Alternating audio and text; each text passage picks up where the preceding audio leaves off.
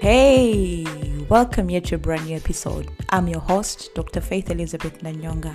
If you're listening in today, I'd like to take this minute to thank you for each and every time that you tune in to listen to me as I teach about career development and personal development.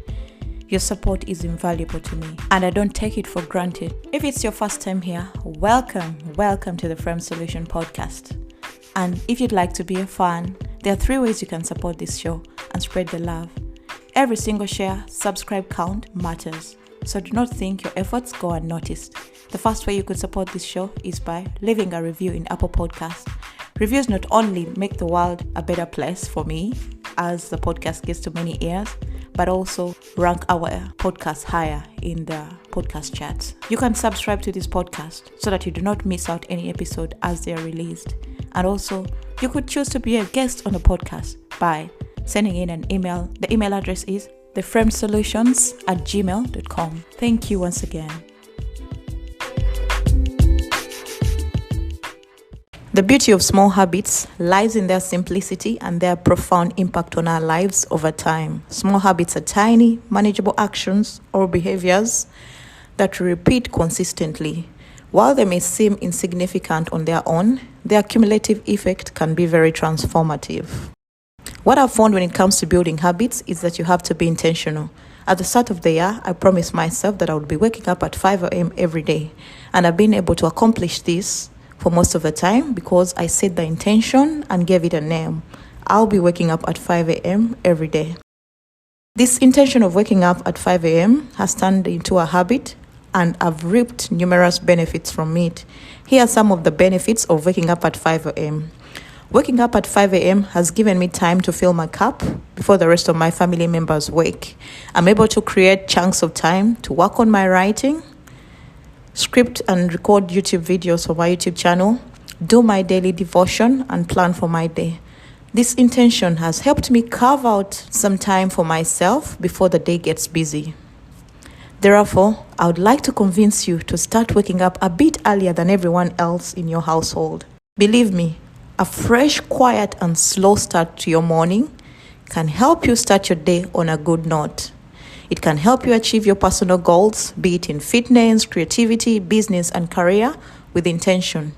You will be surprised by how spending at least 1 hour in the morning to work on your goals would move you ahead. Just try it. Number 2 is having a habit tracker. If you want to build a habit, you have to have a way of tracking your progress when building that habit. You need to have a habit tracker. A habit tracker is a visual item that's going to help you stay on the course of that habit. It is said that what is not measured cannot be tracked. If you can't measure the progress of something, you're not going to be able to track it. A habit tracker has helped me set for myself goals, see the progress that I've made or continue to make with these goals. It has helped me stay on the course of my body recomposition.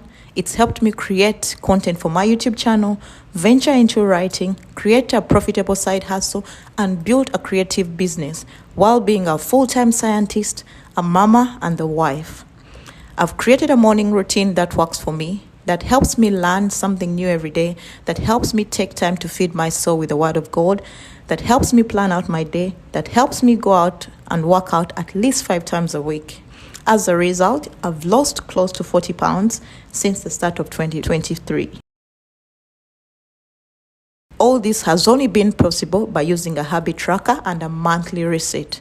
By the way, if you haven't found out my monthly reset, I'll link it in the description. You can download it for yourself and see how it can transform your life. It's a Notion template that I use every month to track the progress that I'm making. Number 3 is clarity. Be clear on the habits that you want to implement in your life. Clarity comes in such a way that you will know what habits you need to put in your life and what habits you need to take out of your life. I recall when I started my graduate school, I had so many goals of what I would do when I was a graduate student, but most of the things I didn't get to do them because I wasn't clear on what I needed to do and how I needed to do it. For example, when I moved to Australia in 2015, I wanted to start a YouTube channel. I always wanted to do this, but I didn't set the pace for creating the YouTube channel. I didn't carve out time to learn how to film the videos. I was so intimidated because I didn't know what to do. But ever since I got clear on what goals I need to set for myself and what intentions I want to implement in my life, I've been able to see myself achieve the goals that I've set. Clarity is a crucial step when it comes to building a habit. With clarity, you're going to know what times will work best for you to create that habit. You're going to know what times you'll have to implement that exact habit in your day-to-day life. And that's when number 4 comes in, which is habit stacking. Habit stacking is when you already have a habit that is existing, and on top of that, you add a new habit. For example, I wake up at 5 a.m. every day. I know that this is a habit that I've already established in my life. So when I wake up at 5 a.m., I can decide to film a YouTube video for my YouTube channel. I can go to gym and work out. I can script for my YouTube videos. I can study since I'm studying project management at the moment. I can do my morning routine, which includes journaling, praying, and learning something new. I already have the habit of waking up early, and on top of that, I've added another habit. This habit stacking system has transformed my life. I've seen many people at the start of the new year put fitness as their priority goal. Everybody goes to the gym, writes on their New Year's resolution and vision board the body they want to have at the end of the year. But if you don't pace yourself, you're going to burn out and abandon all those goals altogether.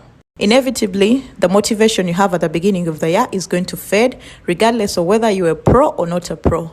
Life is going to get into the way, and many aspects of your life are going to pull you away. But if you decide to create these changes in small increments, you're going to see yourself make the progress that you want to see. You set yourself up for success. Therefore, decide to pace yourself.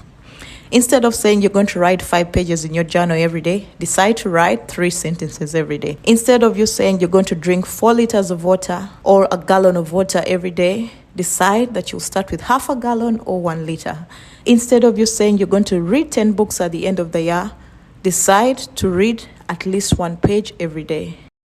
This way, you're going to create the momentum and that confidence in yourself to believe that what you're doing is working, and you will be able to see the progress that you want to see.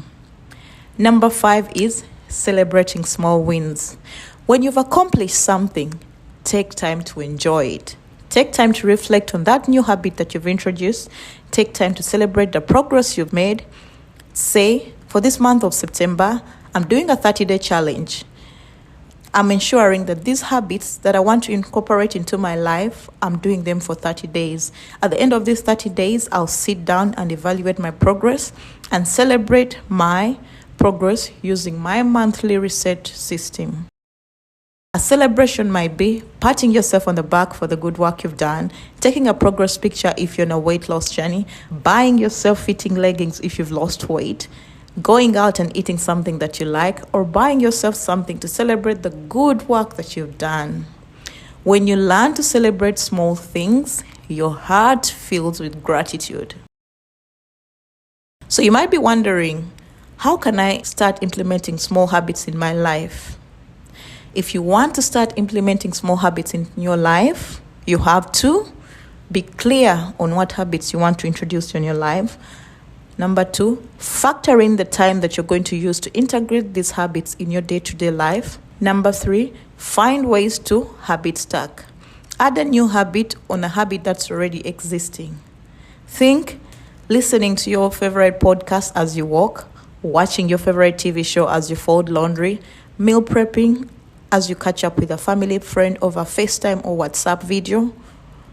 Number 4 is track your progress. You can use a good old notebook, a Notion template, a journal, or a whiteboard. Whichever way you decide to track your progress, think of these questions. What did I accomplish? How much progress am I making? What can I change? What's not working? How do I feel about my progress? Number 5, celebrate your progress. Keep it fun, throw in moments to celebrate your progress, savor the moment, and remember, building habits is a continual journey with no destination. You have to keep evolving and building on those habits that are already existing.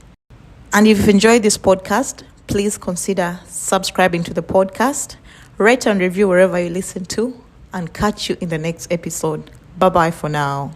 I hope you've learned something from this episode. And if you have, please rate and review wherever you listen to your podcast. Subscribe to this podcast. Share it with your family, friends, and those that you think are interested in career development. Also, follow me on the socials, which is Facebook, Instagram, Twitter, LinkedIn, and Pinterest. The username is The Frame Solutions. I can't wait to speak to you in the next episode. Stay blessed. Bye-bye.